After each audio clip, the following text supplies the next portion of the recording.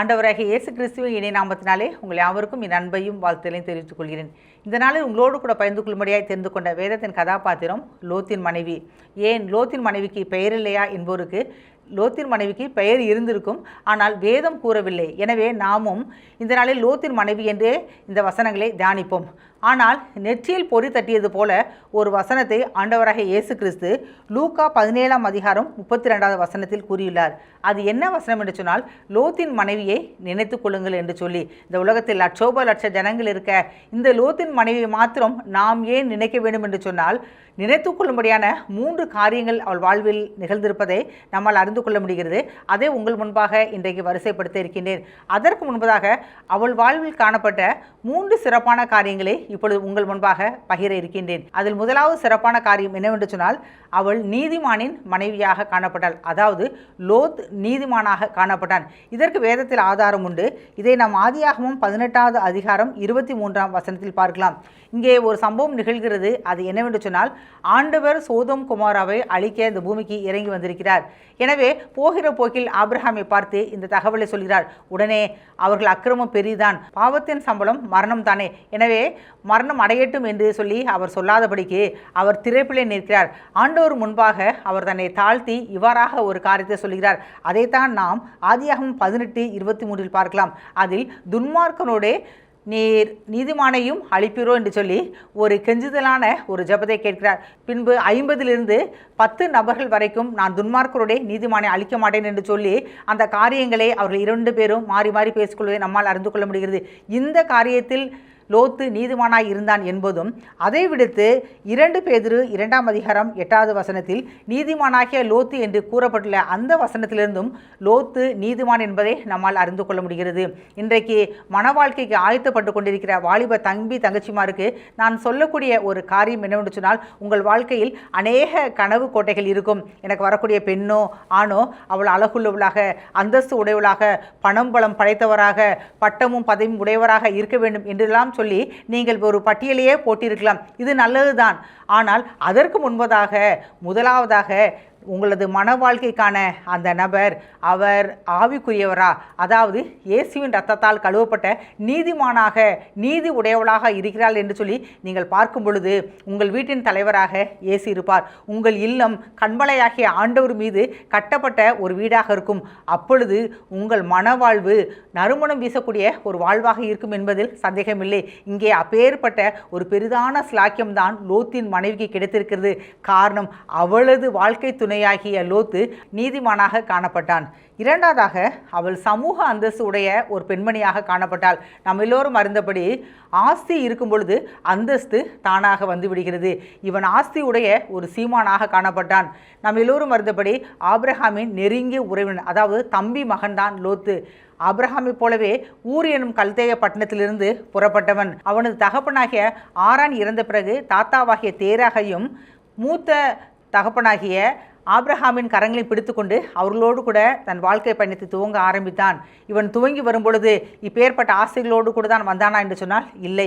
எப்படி யாக்கோபு வெறும் கோலும் கையுமாக போனானோ அதே போல்தான் வீசின கையும் வெறும் கையுமாக அவன் புறப்பட்டு வந்தான். ஆனால் அவன் செய்த மிகப்பெரிய ஒரு அற்புதமான செயல் என்னவென்று சொன்னால், ஆபிரகாம் எப்படி அந்நிய தெய்வங்களை விட்டுவிட்டு மெய் தெய்வமாகிய ஏகோவாவை தன் சொந்த தெய்வமாக ஆராதித்தாரோ அதே தெய்வத்தை இவனும் தன் வாழ்வின் சொந்த தெய்வமாக ஏற்றுக்கொண்டான்.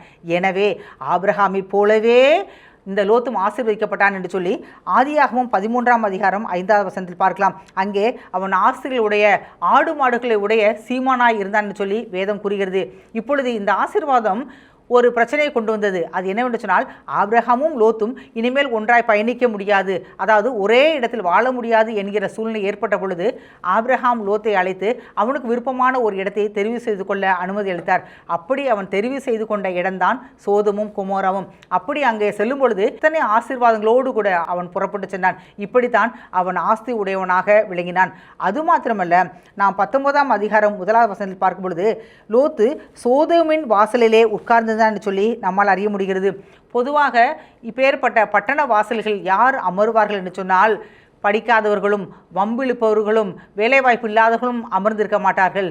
அங்கே சமூக அந்தஸ்து உடையவர்கள், ஆஸ்தி உடையவர்கள், சமூகத்தால் கனம் பெற்ற நபர்கள் தான் அங்கே அமர்ந்திருப்பார்கள். இதற்கு ஒரு உதாரணத்தை கூட நாம் வேதத்தின் ஒரு பகுதியிலிருந்து பார்க்கலாம். அது என்னவென்று சொன்னால், ரூத்தை திருமணம் செய்வதற்காக போவாஸ் பேச்சுவார்த்தை நடத்துவதே இந்த பட்டண வாசலில் உள்ள மூப்பர்களிடம்தான்.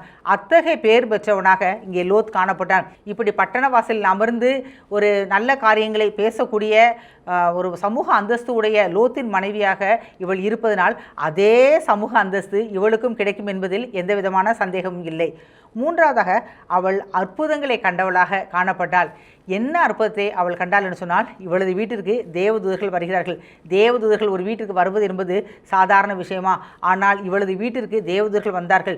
எதற்கென்று சொன்னால், இந்த சோதோம் குமாராவின் அழிவின் செய்தியை சொல்வதற்காகவும் தப்பித்து கொள்ளும் வழியை சொல்வதற்காகவும் அவர்கள் இங்கே வந்தார்கள். இவர்கள் வந்த செய்தி பட்டணத்தில் உள்ள வாலிபர்களுக்கும் பெரியோர்களுக்கும் தெரிவிக்கப்படுகிறது. அவர்கள் இவர்களோடு கூட பாவம் செய்யும்படிக்கு அவர்கள் வெளியே அனுப்பு என்று சொல்லி லோத்தை தொந்தரவு செய்து கொண்டே இருக்கும் பொழுது தேவதூதர்கள் லோத்தை வீட்டிற்குள் அழைத்து விடுகிறார்கள். ஆனால் இந்த வாலிபர்களும் பெரியோர்களும் ராம் முழுவதும் அவர்கள் ஒரு குருட்டாட்டம் பிடித்தது போன்ற சூழ்நிலைக்குள்ள தள்ளப்பட்டு அவர்கள் வீட்டை சுற்றி சுற்றி வருவதை வேத வசனத்தின் மூலமாக அறியலாம். இந்த அற்புதத்தை தன் 2 கண்கள் மூலமாக கண்ட ஒரு பெண்மணியாக காணப்படுகிறாள். இப்படியாக ஒரு நீதிமானின் மனைவியாகவும் சமூக அந்தஸ்து உடையவளாகவும் அற்புதங்களை, அதாவது தேவனின் அற்புதத்தை கண்ணார கண்ட ஒரு பெண்மணியாகவும் லோத்தின் மனைவி காணப்படுகிறாள். ஆனால் துக்ககரமான ஒரு விஷயம் என்னவென்று சொன்னால், இத்தனை அற்புதங்களை கண்ட இந்த பெண்மணி அவளது வாழ்வில் 3 விதமான தீமையான காரியங்களை செய்தாள். அதாவது அவளது வாழ்வில் காணக்கூடிய 3 எதிர்மறையான காரியங்களை இப்பொழுது உங்கள் முன்பாக வரிசைப்படுத்தி இருக்கின்றேன். அதில் முதலாவது, பாவிகளோடு ஐக்கியம். லோத்தின் மனைவிக்கு பாவிகளோடு ஐக்கியம் இருந்தது. எப்படி ஐக்கியம் ஏற்பட முடியும்? காரணம், அவர்கள் வாழ்ந்த அந்த சோதோம் குமாரா பட்டணமே பாவத்தால் நிறைந்த ஒரு பட்டணமாக காணப்பட்டது. இதில் அநேக ஆண்டுகள் அவர்கள் வாழ்ந்து கொண்டே இருக்கிறார்கள். இப்பொழுது நம்ம எல்லோருக்குமே ஒரு கேள்வி வரும், இவள் மாத்திரம்தான் வாழ்ந்தாளா? லோத்தும் தானே வாழ்ந்தான், ஏன் அவளை மட்டும் கூறுகள் என்று சொன்னால், இன்றைக்கு குடும்பங்களிலே ஒருவேளை வெளிப்பிரகாரமாக தெரியாவிட்டாலும் எந்த ஒரு முடிவுகளும் யாரின் அடிப்படையில் எடுக்கப்படுகிறது என்று சொன்னால் மனைவி, அதாவது பெண்ணின் அடிப்படையில் தான் எடுக்கப்படுகிறது. ஒருவர் ஒரு வீட்டை மாற்ற வேண்டும் என்று சொன்னால் அது அந்த பெண்ணினுடைய விருப்பமும் அது தொந்தரவும் தான் காரணமாக இருக்கிறது. வீடு மாத்திரமல்ல, நாடு விட்டு நாடு வருபவர்களும் அந்த காரியத்தை தான் சொல்லுகிறார்கள். எங்களுக்கு தெரிந்த நண்பர் ஒருவரிடம் இவ்வாறாக கேட்டோம், நீங்கள் அந்நிய தேசத்தில் வெளிநாட்டில் நன்றாகத்தானே சம்பாதித்தீர்கள், ஏன் மறுபடியும் இந்தியாவிற்கு வந்துவிட்டீர்கள் என்று கேட்டதற்கு அவர் கூறியது, எல்லாம் நல்லா தான் போச்சு, ஆனால் என் மனைவிக்கு செட் ஆகலை, அதனால நாங்கள் வந்துட்டோம் என்பார்கள். இப்படி வீடோ நாடோ அவர்கள் நகர்வதற்கான ஒரு முக்கிய ஒரு காரணியாக யார் இருக்கிறாள் என்று சொன்னால் மனைவிதான். இங்கே எந்த சூழ்நிலையிலும் லோத்தினிடத்தில் நாம் ஒரு பாவப்பட்ட தேசத்தில் வாழ்கிறோம், எப்படியோ வந்துட்டோம், ஆனால் நான் மறுபடியும் திரும்பி போய்விடும் என்று அவள் கூறவில்லை. அதை விடுத்து நமக்கு 2 பொம்பளை பிள்ளைங்க இருக்காங்க, ஒருவேளை அவர்களும் இந்த பாவத்தை தினந்தோறும் பார்த்து அதில் பழகிவிடக்கூடாது. இன்னும் சொல்லப்போனால் வாலிப வயதில் வந்து விட்டார்கள், அவர்களுக்கு ஒரு நல்ல ஆவிக்குரிய மணமகனை நம்மால் இந்த பட்டணத்தில் தெரிவு செய்ய முடியாது, எனவே மறுபடியுமாய் நாம் ஆபிரகாமிடத்தில் சென்று விடுவோம் அல்லது வேறெங்காவது சென்று விடுவோம் என்றெல்லாம் அவள் கூறவே இல்லை. அவள் தொடர்ந்து அந்த பாவப்பட்ட தேசத்திலே தானே அவள் வாழ்ந்து கொண்டிருந்தாள். இன்னும் சொல்ல வேண்டும் என்று சொன்னால் 2 பேதுரு 2ஆம் அதிகாரம் 7வது வசனத்தில் இவ்வாறாக கூறுகிறது, அக்கிரமக்காரர்கள் வாசமாயிருக்கையில் அவர்களுடைய காம விகார நடக்கையால் வருத்தப்பட்டு நாள்தோறும் அவர்களுடைய அக்கிரம கிரியைகளை கண்டு கேட்டு நீதியுள்ள தன்னுடைய இருதயத்தில் வாதிக்கப்பட்ட நீதிமானாகிய லோத்தை அவர் ரட்சித்திருக்க என்று கூறுகிறார். இங்கே லோத்து மாத்திரம் ரட்சித்திருக்கிற என்கிற வசனம் கூறுகிறது. இங்கே இந்த 7வது வசனத்தை பார்க்கும் பொழுது அக்கிரமக்காரர்கள் வாசமாயிருக்கல் 2 பேரும் தான், கணவன் மனைவி தான் அங்கே வாழ்கிறாங்க. அவர்களுடைய காம விகார நடக்கையால் வருத்தப்பட்டு, லோத்து வருத்தப்படுகிறான், இவள் வருத்தப்படவில்லை. நாள்தோறும் அவர்களுடைய அக்கிரம கிரியைகளை கண்டு கேட்டு இவைகளை இவளும் தான் பார்க்கிறாள். நீதியுள்ள தன்னுடைய இருதயத்தில் பாதிக்கப்பட்டு, இங்கே நீதிமானாய் அவன் இருப்பதால், அவன் ரட்சிப்பின் அனுபவத்துக்குள்ளாக இருப்பதால் அவன் பாதிக்கப்படுகிறான். ஆனால் இந்த பாதிப்போ குற்ற உணர்ச்சியோ இந்த பாவத்திற்குள்ளாக நாம் இருக்கிறோம் என்கிற அந்த எந்த விதமான உணர்வோ இல்லாதவளாக லோத்தின் மனைவி காணப்பட்டாள் என்பதை இந்த வசனம் தெளிவாக கூறுகிறது. எனவே நீதிமானாகிய லோத்தை அவர் ரட்சித்திருக்க என்று தெளிவாக லோத்தையும் மனைவியும் வேத பகுதி பிரித்து காட்டுவதிலிருந்து அவள் பாவத்தில் திளைத்திருந்தாள் என்பதை நம்மால் அறிந்து கொள்ள முடிகிறது. இரண்டாவதாக, கிருபையை இழந்தவள். எந்த கிருபையை இழந்தால்? ரட்சிப்பின் கிருபையை, அதாவது ஆண்டவர் அவளுக்கு கொடுத்த நல்ல தருணத்தை அவள் இழந்து விட்டாள் என்று சொல்லி இங்கே நம்மால் அறிய முடிகிறது. அவளுக்கு எப்பேற்பட்ட கிருபை கிடைத்தது என்று சொன்னால், நாம் எல்லோரும் அறிந்தபடி இப்பொழுது சோதம் குமரா பட்டணம் அழிய போகிறது.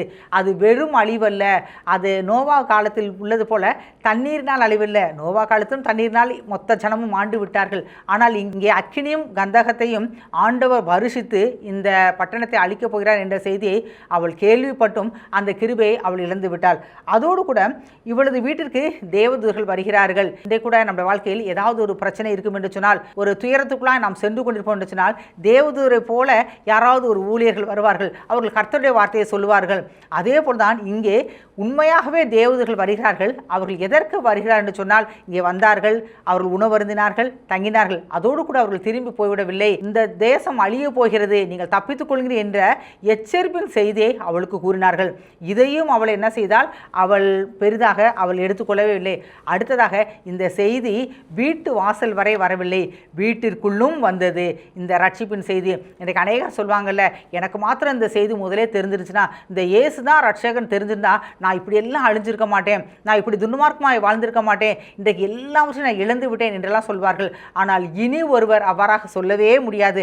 காரணம், இன்றைக்கு நீங்கள் தொலைக்காட்சி பெட்டியை திருப்பினாலும் சரி, நீங்கள் ஒரு செல்ஃபோனை எடுத்தாலும் சரி, அங்கே அநேக ஆவிக்குரிய காரியங்கள் 24 மணி நேரமும் வந்து கொண்டே இருக்கிறது. இன்றைக்கு கூட உங்களோடு கூட இந்த தொலைக்காட்சி மூலமாக நான் பேசிக்கொண்டிருக்கிறேன்.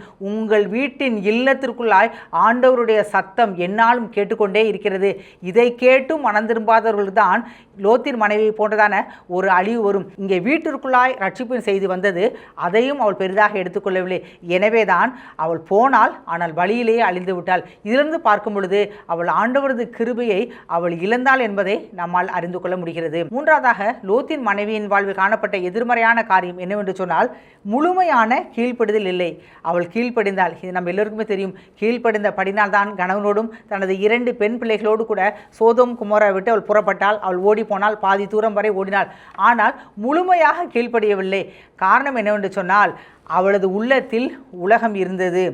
அப்போஸ்தலர் 2:40 படி மாறுபாடான இந்த சந்ததியை விட்டுவிட அவளுக்கு மனமில்லை. மேலும் 2 தெசலோனிக்கேயர் 5:22 உள்ளது போல, பொல்லாங்காய் தோன்றுகிற எல்லாவற்றையும் விட்டு விலகு என்கிறான சத்தம் அவளது செவிகளில் தொனிக்கவில்லை. அவளுக்கு தொடர்ந்து இந்த பட்டணத்தில் வாழதான் ஆசை. ஆனால் காலத்தின் கட்டாயம், இன்னும் சொல்லப்போனால் அவர்கள் குடும்பமாய் விரும்பி அந்த பட்டணத்தை விட்டு போகவில்லை. அவர்கள் தாமதித்து கொண்டே தான் இருந்தார்கள். ஆனால் தூதன் அவர்கள் கையை பிடித்து அந்த பட்டணத்தை விட்டு வெளியே இழுத்து வந்த பின்புதான் அவர்கள் ஓட துவங்கினார்கள் என்பதை வேதத்தின் வாயிலாக அறியலாம். இதிலிருந்து அவள் கீழ்ப்படிந்தால், ஆனால் முழுமையாக கீழ்ப்படியவில்லை என்பதை இந்த நிகழ்வின் மூலமாக நம்மால் அறிந்து கொள்ள முடிகிறது. நம்முடைய வாழ்க்கையில் கூட தான் அநேக நேரங்களில் ஆண்டவர் போதகர் மூலமாக, கிறிஸ்தவ பத்திரிகையின் மூலமாக, தொலைக்காட்சி நிகழ்ச்சியின் மூலமாக ஆண்டவர் நம்மளோடு பேசிக்கொண்டே இருப்பார். நாம் விரும்பியோ விரும்பாமலோ கீழ்ப்படுவோம். ஆனால் அது அரைவாசியாக, முக்கால்வாசியாக இருக்கும். ஆனால் என்றைக்கு நாம் முழுமையாக ஆண்டவருடைய கட்டளைகளுக்கு, கற்பனைகளுக்கு கீழ்ப்படுகிறோமோ அதுதான் கீழ்ப்படிதல்.